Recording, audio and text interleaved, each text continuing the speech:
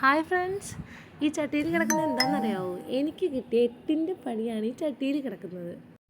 അനിയത്തി വന്നപ്പോൾ കൊണ്ടുവന്നതാണേ. അപ്പോൾ ചേട്ടനൊക്കെ കിട്ടിയതായിരുന്നു. അപ്പോൾ അവരൊരു പീസ് എനിക്ക് വേണ്ടി കൊടുത്തു വിട്ടതാണ് ആളുടെ അടുത്ത്.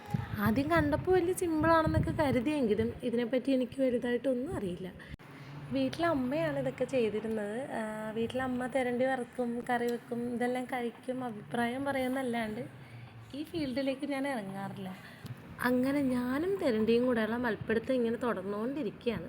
അപ്പോൾ അത്യാവശ്യം നല്ല ഹാർഡാണ് കേട്ടോ തെരണ്ടിയുടെ തൊലി. അത് നന്നായിട്ട് ക്ലീൻ ചെയ്തെടുക്കണം. രണ്ട് സൈഡിലും ഉണ്ട്. സൈഡ് വരുമ്പോഴത്തേക്കും നമുക്ക് പെട്ടെന്ന് കിട്ടും. അപ്പോൾ നമ്മൾ ഒരു സൈഡ് കംപ്ലീറ്റ് ആയി. ഇനി ഒരു സൈഡും കൂടെ കഴിഞ്ഞാൽ തെരണ്ടിയുടെ ക്ലീനിങ്ങിൻ്റെ പരിപാടി കഴിയുന്നതാണ്. പിന്നെ ഇതിൻ്റെ ഒരു ഗുണം എന്താണെന്ന് വെച്ച് കഴിഞ്ഞാൽ ഈ തൊലി മാത്രമേ വേസ്റ്റായിട്ട് പോകുന്നുള്ളൂ. ഇതിൻ്റെ എല്ലൊക്കെ നമുക്ക് കഴിക്കാം. ഇതിലൊന്നും വേസ്റ്റ് അങ്ങനെ കാര്യമായിട്ട് വരുന്നില്ല. തെരണ്ടി കണ്ടപ്പോഴേക്കും എനിക്കിത് കുറവാണല്ലോ, കുറഞ്ഞു പോയല്ലോ എന്നുള്ളൊരു തോന്നലായിരുന്നു. പക്ഷേ ക്ലീനിങ് പരിപാടി തുടങ്ങിയപ്പോഴത്തേക്കും ഇത് കുറച്ചുള്ളത് നന്നായല്ലോ എന്നുള്ളൊരു പ്രാർത്ഥനയാണ്. ഇതോടുകൂടി ക്ലീനിങ് പരിപാടിയൊക്കെ കഴിഞ്ഞിരിക്കുന്നതാണ് കേട്ടോ. അപ്പോൾ ഇനി നമുക്കിതൊന്ന് പീസാക്കി മുറിച്ച് വെള്ളത്തിൽ നന്നായിട്ട് വാഷ് ചെയ്തെടുക്കാം. ഇനി നമുക്ക് തെരണ്ടി ഫ്രൈക്ക് വേണ്ടിയിട്ടുള്ള മസാല ഉണ്ടാക്കാം.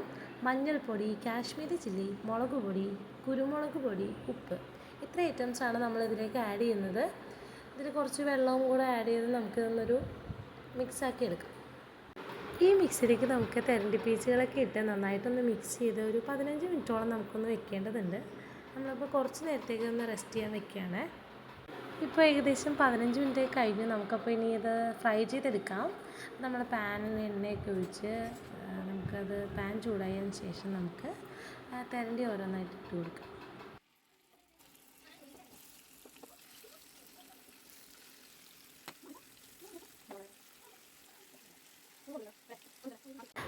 അപ്പോൾ ഇത്രയേ ഉള്ളൂ, നമ്മുടെ തെരണ്ടി ഫ്രൈ ഇവിടെ റെഡി ആയിട്ടുണ്ട്. അപ്പോൾ എല്ലാവർക്കും ഇഷ്ടമായെന്ന് പ്രതീക്ഷിക്കുന്നു. അപ്പോൾ എല്ലാവരും റെസിപ്പി ട്രൈ ചെയ്ത് നോക്കണം. അപ്പോൾ ഇനി നെക്സ്റ്റ് വീഡിയോയിൽ കാണാം. Okay, by.